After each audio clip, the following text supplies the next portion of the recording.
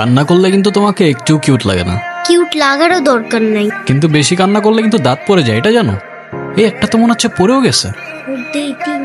কই না তো, দাঁত পড়ে নাই। যাক, বেঁচে গেছো। তো এখন বলো কি হয়েছে? কেউ কিছু বলছে তোমাকে?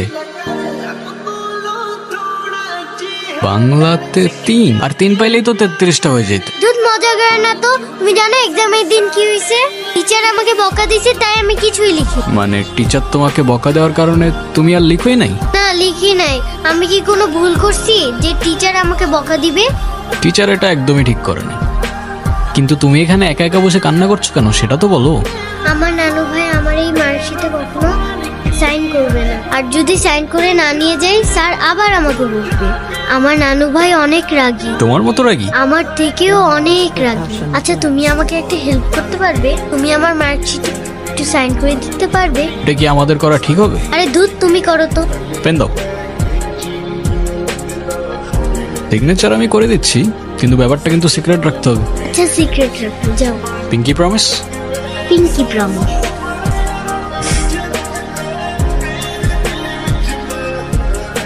কি হয়েছে? ফ্রেন্ডস। ফ্রেন্ডস।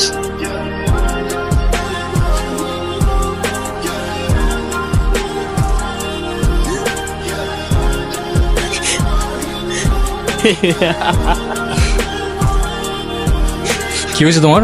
কাঁদতেছো কেন? গালের রং কিসের? কেউ কিছু বলছে তোমাকে? কেউ টাচ করছে?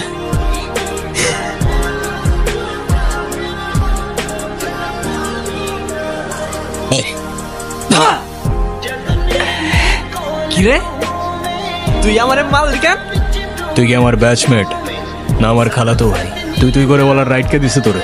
তুই কিন্তু ওর গায়ে হাত তুললা, কাজটা ঠিক করলি না। ঈশান। ঈশান না, ঈশান ভাই। রেসপেক্ট দিয়ে কথা বল, নাইলে ওরে হসপিটালে নেবার আগে তোরে দফন করতে হবে।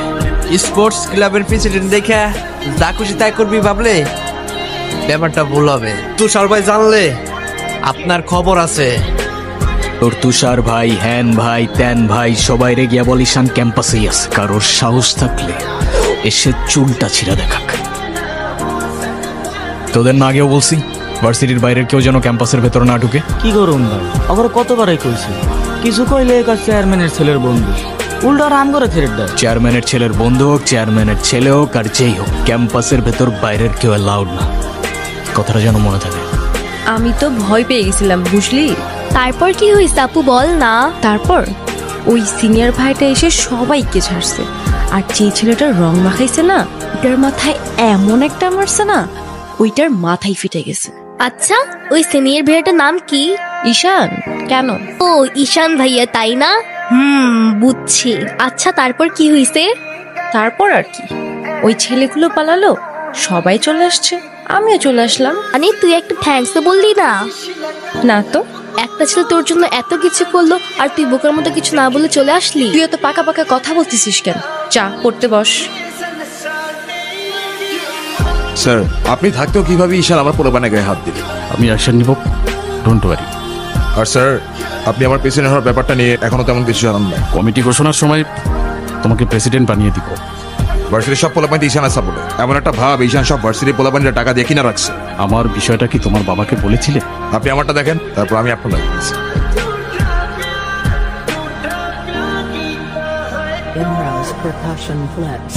ওই মায়ের জন্য সেদিন ঈশানে ঝামেলা করছিল।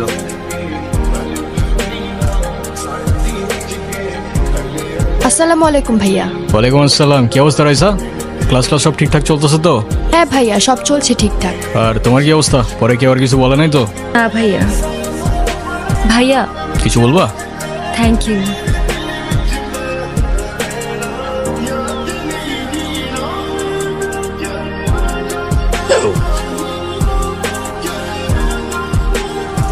বলটা দে। পোলাপানের গায়ে হাত দিছস কেন? কি করবো বল, তোর ছেলেরা বাপের কথা শোনা না, বেয়াদব হয়ে গেছে। জানোস তো আমার বাপকে? তুই যদি না জানিস তোর বাপকে, আমি কি করে জানবো? সময় আমারও আসবে ঈশান। ভাই, তোমার সাথে একদম দেখা করতে আসছে। গিয়ে বল ভাই বিজি, পরে আসতেছি। তোমার মা আসছে ভাই।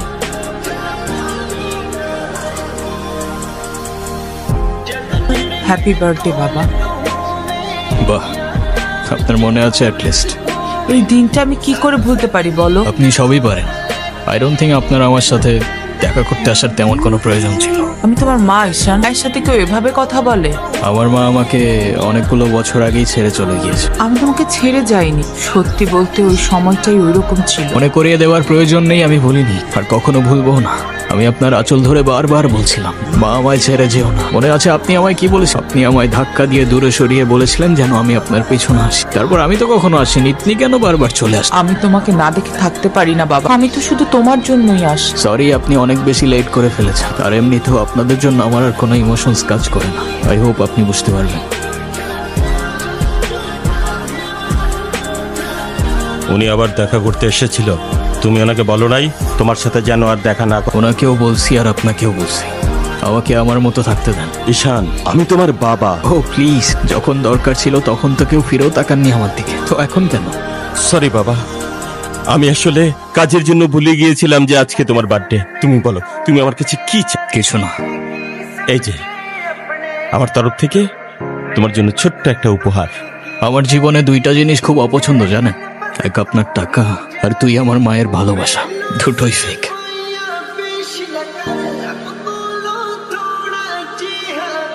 ক্যাম্পাসের সবচাইতে সুন্দরী নারীর জন্য এই সুন্দর। I love you.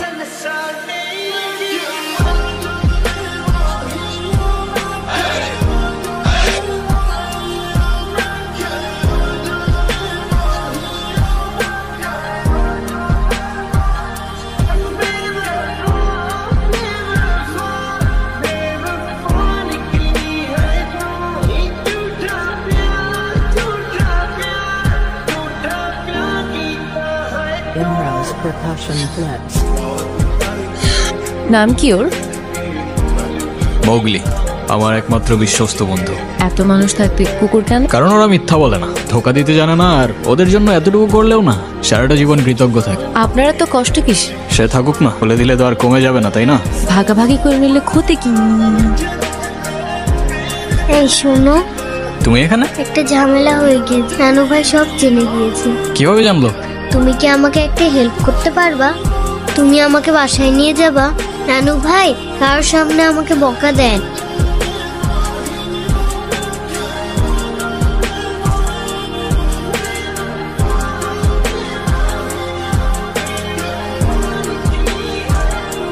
দেখো, আমি অনেক কষ্ট করে বাবাকে ম্যানেজ করছি, তুমি যেভাবেই হোক বাবার সাথে ইমিডিয়েটলি দেখা করো।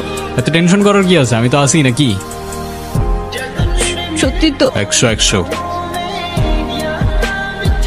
আপু তাড়াতাড়ি আয়, ঈশান ভাই আসছে। কেন? এটা তোমার জন্য। Thank you. আসসালামু আলাইকুম। বসো। কি করো তুমি? আমি LLB তে লাস্ট স্টুডেন্ট।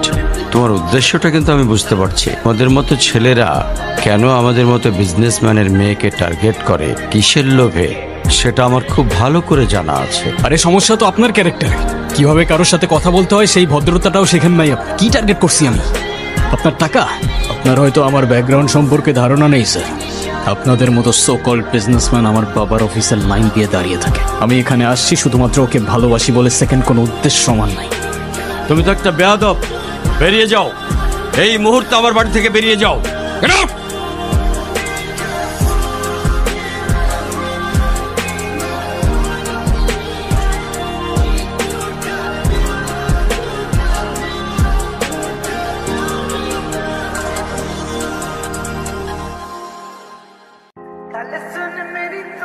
এখন তুমি স্কুল বাঙ্ক করা স্টার্ট করেছো, আবার টিচারকে fake গার্ডিয়ানের sign দেখিয়েছো।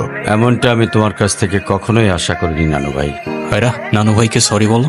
I don't say sorry, আমি সরি বলবো না। আমি কি করলাম? আমি কেন সরি বলবো? কখনো কখনো আমাদের ভুল না থাকলেও সরি বলতে হয়। বেসিক্যালি ওর কোনো দোষ নেই, ওকে মার্কশিটের সিগনেচারটা আমিই করে দিয়েছি, তো ওর হয়ে আমি ক্ষমা চেয়ে নিচ্ছি। I am sorry.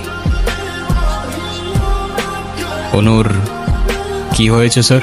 আমার জেদের জন্য আমার মেয়ের লাইফটা শেষ হয়ে গেছে। ওরা আমাকে অনেক বোঝানোর চেষ্টা করেছিল, আমি বুঝিনি। ভেবেছিলাম আমি যে ছেলেকে চুজ করব সেই হবে ওর জন্য বেস্ট। সরকারি চাকরিজীবী দেখে ভেবেছিলাম মেয়ের লাইফটা অ্যাটলিস্ট সিকিউর থাকবে। এটা ভাবিনি ভালো চাকরি থাকলেই ভালো মানুষ হয় না। বিয়ের পরপরই আমার মেয়ের উপরে অমানসিক অত্যাচার শুরু করে।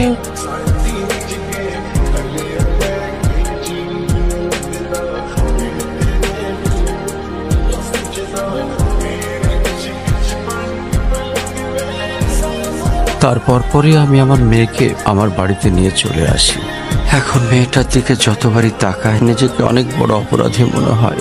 তারপর থেকে মেয়েটা আমার সঙ্গে একটা কথাও বলেনি।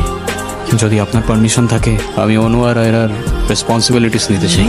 হ্যাঁ, কেন সিম বেঁধে দেখাইতে আসছেন? আপনি প্লিজ এখান থেকে চলে যান। আমার আর আমার মেয়ের জন্য আমি একাই না, আর কাউকে লাগবে না আমার লাইফে। আর কারোর যদি কোনো সমস্যা হয় বলে দিলেই পারে। আমি এখান থেকে অনেক দূরে চলে যাব। এই কখন আসলে তোমরা? ভালো আছো? আয়রা, তোমার মন খারাপ কেন? তাড়াতাড়ি আসো। আমি যাব না, তুমি যাও। চলো, কেক কাটার জন্য সবাই ওয়েট করতেছে। ঈশান কোথায়? ও আসবে না। ঈশান না আসলে আমি বার্থডে করব না। তোমাকে উঠতে বলছি না? আমি যাব না, যাব না, যাব না। নেক্সট টাইম আমার সাথে শর্ট করে কথা বলবা না, মনে থাকে যেন।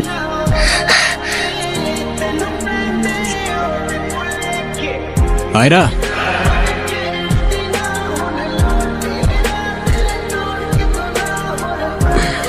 হ্যাপি বার্থডে বন্ধু। Thank you. এ কি বন্ধু, তুমি কাঁদছো কেন? কই না তো, কাচ্ছি না তো। এ নাও বন্ধু, একটু মিষ্টি মুখ করে নাও। এই চলো তো। আস্তে, আমার ব্যথা ওর দোষটা কি অনু? লাগছে। তুমি আমার উপরে জেদ করে ওকে কেন কষ্ট দিচ্ছ? শুধুমাত্র শেষবারের জন্য ছোট্ট বন্ধুটাকে দেখতে এলাম। বাবা মা থাকতেও তাদের ভালোবাসাটা কখনো পাইনি আমি। আমার মতো যারা আছে না, তারা নিজের কষ্টটা কখনো বলে বুঝাইতে পারে না। আসি।